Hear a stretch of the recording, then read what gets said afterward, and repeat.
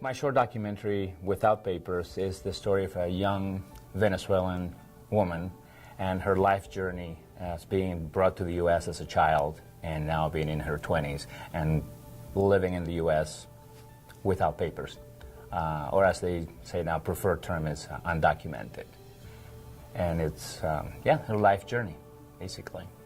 The DREAM Act big piece of legislation that has not been passed. Her story brings us to where Obama instituted a temporary measure called DACA, which is Deferred Action for Childhood Arrivals, and that's where she falls in. She spent all her life under the radar, or in the shadows, as if you will. Went through college, graduated with a double major in molecular biology and psychology of neuroscience. So, something, she's brilliant, she's great. Wanted to go on to be a physician, to go to medical school, and couldn't because she didn't have an ID. She was never able to work, she was never able to drive, never able to fly because she didn't have a government issue ID. So because of DACA, then she was able to apply to medical school in Chicago. They open up their application process to what they call the Dreamers.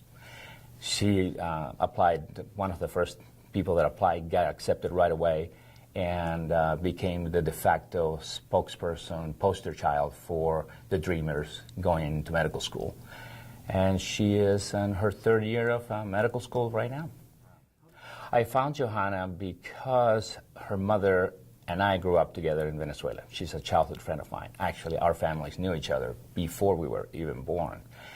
So then I left Venezuela and we lost contact with each other for about 15 years. And then we reunited, and she was here then. And I saw her life also without papers, couldn't do anything about it. And then when Obama instituted this measure, I just knew that I had to get that story out. I've been looking for a project like that for 20 years. I had to do with Latino roots or culture, anything like that. And this just immediately, I didn't even have to think about it. So grabbed my camera, didn't even do any pre-pro, and started shooting and asking questions because I guess they've been brewing there for years. And I just wanted to get their story out and to see this, like, see, this can happen and this is a good thing. When I first started shooting the documentary, the immigration issue was not quite in the forefront of my mind. I just went ahead and I wanted this story. As I went into it, then I realized, well, this is such a timely topic and it's everywhere, and we're in the middle of talking about a system that needs to be fixed because it's broken, and so I knew that there was a lot to this film, to this short documentary, and it gave me a little bit more fuel to get it out there.